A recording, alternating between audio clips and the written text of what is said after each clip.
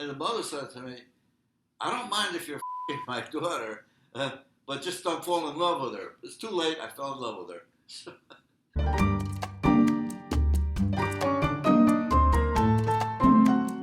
All right, and welcome to a very exciting episode of Fredside Chats. Surprise, we're not on Zoom. We are here in my parents' very own living room. I came home, don't worry, I got tested for COVID, I'm negative, and here we are. And today we're going to talk about love. So, Love. Dad, you love my mom so much, maybe even too much. And there are times where, no joke, my dad will text me in the middle of a workday and say things like, your mom is a gift from heaven to me and for me. Or, to be with your mom is world enough for me. It's very cute. So, Dad, talk about how you met Mom. It's a tale of woe, anxiety, lust, and Heineken beer. I was a faculty member at the University of Bridgeport. Your mother was a student there. I scarcely knew her. I didn't, in fact, know her at all.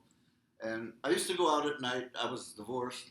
I used to hang out at this bar. A number of faculty people did, and a number of students did, right around the corner from the university. And I would see your mother there occasionally, but I didn't pay much attention. I might have said hello, and that was it. One day, she popped up in my office and said, "Can I talk to you?" And I said, "What the hell?" She says, I'd like to talk to you. And I said, "Why? Why do you want to talk to me?" She says, "Well, I just thought that you might be someone I could talk to." And I have no idea what that meant or what she had in mind. But, hey, okay, you can talk to me. So I said, before we start talking about anything, have you ever gone running? So she said, yeah, I used to a little bit here and there. I said, well, I do it every day and I like running, so why don't you get some shoes on and meet me tomorrow and we'll go for a little jaunt and we can talk. So that seemed agreeable. Not exactly a therapist way of doing things, but that's what we did. We ran along Long Island Sound, and we didn't say much of anything. We just ran. And when the running was over, I said goodbye, and she said goodbye. I think she was wondering where the talking was going to come in, but I said just keep running. We'll talk someday. And every day after that, your mom would meet me, and we would go for these little runs. Eventually, we started running further and further. We were in Forrest Gump. We weren't running across the country. But one day, I popped a question. The question was not, will you marry me, but would you like to have a beer? You develop a thirst after you run sometime. So she said, okay. So that then became the next step in this fantastic love adventure. Run, have a beer. Run, have 2 beers, and so on. And eventually from there, we started going out to restaurants. Let's go up the ante, and instead of just a beer, let's have some dinner with it. So we did that. And that's how it started. I had to be careful, sneak that I was, because she was a student. I didn't want to get involved with a student. So she wasn't taking any of my classes. Alas, I did teach a course that was required, Shakespeare, and so I made her take the class out of town at a branch where I taught, so she could take it there. We wouldn't be seen together as taking the same class as a girlfriend and boyfriend. So now we jumped from that I liked her, she liked me, that was clear. All right, that's not how it happened at all. How did it happen? I was a student at the university, and it is true, there was this bar that students and professors used to hang out at. So that part was true, and some of what he said was true, but it was in the bar. I didn't come bounding into his office. Dad, your thoughts? I have no thoughts because whatever I say, I'll be contradicted. Eventually, then, we ended up, I'm not sure if I asked her to marry me or if she asked to marry me, but whatever. Our relationship started through running. Mm-hmm.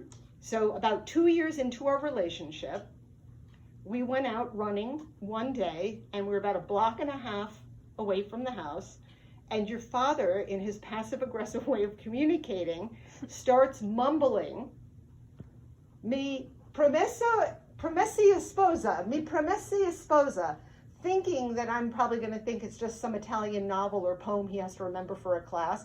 Now, I didn't know Italian, but I was no dummy, and I knew it meant something like the promise of marriage. And I knew he was suggesting that we get married, but I wouldn't give him any satisfaction, so I didn't answer him. And I want to spend my declining years with you. I heard you were a good cook, so I said, let's get married. This Italian novel called The Promessi Sposa, which means the betrothed. Do you remember saying it as we I ran? don't remember anything. I remember you knocking on the door and said, marry me, marry me. No. Now, we had a problem because a 29-year difference in our ages. And, of course, the ongoing thing was any woman who gets involved with an older guy has a daddy issue. No, it wasn't a daddy issue. We just were attracted to each other. One time we went for a run in Westport where her folks lived, and at the end of this run, it was a 6-mile race or something, there was her mother and father. Now, her father was a very easygoing, affable guy. He shook my hand. He smiled a lot. And the mother said to me, I don't mind if you're f***ing my daughter, but just don't fall in love with her. It's too late. I fell in love with her. So I'll bleep that out. Against all odds, we got married. We pretty much put our own wedding together. We did our own service. I wrote my thing. She wrote her thing. She's a remarkable poet. And I had a former student who is now a lawyer perform the service. It was right around the corner from the university. And it was a very simple affair. It was nice. You had a backyard wedding, right? It was a backyard wedding. Potluck dinner. Potluck dinner. Everybody brought I stuff. wasn't there, but... Champagne, and then we ran out of champagne. And in that neighborhood, you knew people. And one guy said, don't worry about it. Sunday, you can't buy any liquor. I'll get something. And he came back with bottles and bottles of champagne. I said, where did you get it? He said, don't ask questions. So we had a lot of fun. And you got married on the same day that Mom got her master's degree, correct? Yeah, we got that. And Was why, great. why was that? I wanted to save a shower, so the day she graduated, I took my shower. I went to the graduation ceremony. Your mom graduated, and I had to perform the graduation thing that faculty always is involved with. And from there, we walked over to the backyard where we were to get married. Okay, that is lovely. So you guys have been together. You've been married for 37 years. 37 years. And it's a 29-year age difference. So what would you say is the secret to such a long, successful marriage? You know, I really can't say. What's the secret of any successful marriage? For one thing, I think we're just very good friends. We're very good friends. I can talk about anything with her and know that she will listen and give me her opinion on anything, and she can do the same thing with me. And we just enjoy each other's company a great deal. All these years later, it's still that way. What's your favorite thing about Mom? Her physical presence. When you said physical, that wasn't the answer I was expecting you to say. Well, being there with her is my favorite Yeah. thing about her. I love being with her. I love when she comes home from work. I love sitting down and having dinner with her. I love on the weekends when she doesn't have to work. Well, I bet you're loving quarantine then, because she's stuck here with you. Yes, if there's one good thing about the virus, I have her all to myself nonstop, and we haven't grown tired of each Now other. I'm here to ruin it all. So let's rewind a bit. Like way back. I'm talking decades earlier before you met Mom. Can you talk a little bit about what dating was like back in when you were growing up? I guess maybe the 40s, 50s? Well, way back then. Like, what did people do for dates? You went to your church thing, or you went to your fraternity, sorority thing if you were in college, or you went to your church or your synagogue, and you met women, girls, young girls there, or you met someone at summer camp, or that sort of thing. But it was all personal connection that you met someone, or someone might say, I'd like you to meet my cousin, you seem like you'd make a nice couple. Now that's all changed, of course, because of the internet. So it's a good segue. What do you think of, from what you may know about her or what you may have heard, what do you think about modern dating compared to old-fashioned, take a nice gal out to a diner? I don't know what they did back then. But compared to using dating apps and the like. Oh, I know a lot about it because I have a secret account and I swipe right, swipe left. Well, your mother doesn't know about this. So, no, I think it's wonderful. It's an internet thing. The dating services have multiplied over time, so you can get college-educated dates, or you could get Catholic girls looking for a Catholic guy, or older women looking for an older man, sort of thing. So you do have these sort of choices. I don't know which ones are the best ones for young people today. And I know there's a lot of fakey stuff out there that you make up what you are and so forth, and then someone finds out that you're not what you claim to be. So yeah, there's a lot of that. You find out you have to be wary. You have to be now. Of course, there's ghosting and all of that sort of stuff, and other people just looking for a fast hookup. Yeah, what do you think about ghosting? What about ghosting? Yes. I don't see anything wrong with it. It's like visiting a prostitute. You pay your money, you walk out. That's a little. I think that's a little different. But don't you think it's cowardly? Like it's the coward's way out instead of just saying I'm not really feeling a connection with you. I think it's very cowardly, which reminds me of something I did, which was equally cowardly. I took a girl out from Brooklyn. I detested her. We were in New York.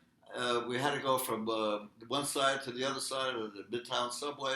I held back. She got on the subway. I waved goodbye to her, and she left. So that was my ghosting way back then. I just didn't want to take her all the way back to Brooklyn. That's not nice, Dad. I know. I regret it. I stay up every night and I worry about it. I like to get in touch with her and apologize. So you think overall that modern dating with apps and such has more benefits than not? I don't know if there are more benefits or fewer. It's in keeping with what's going on. I think one of the big issues now today for dating or marriage and whatnot is that women now, thank God, develop their own careers, and oftentimes a woman will be in one place and then suddenly she gets transferred, or her boyfriend will get transferred to the opposite end of the country, and there's that separation. They never had that before because women simply used to go wherever the would-be husband went. Where he went, she would go. Your people will be my people.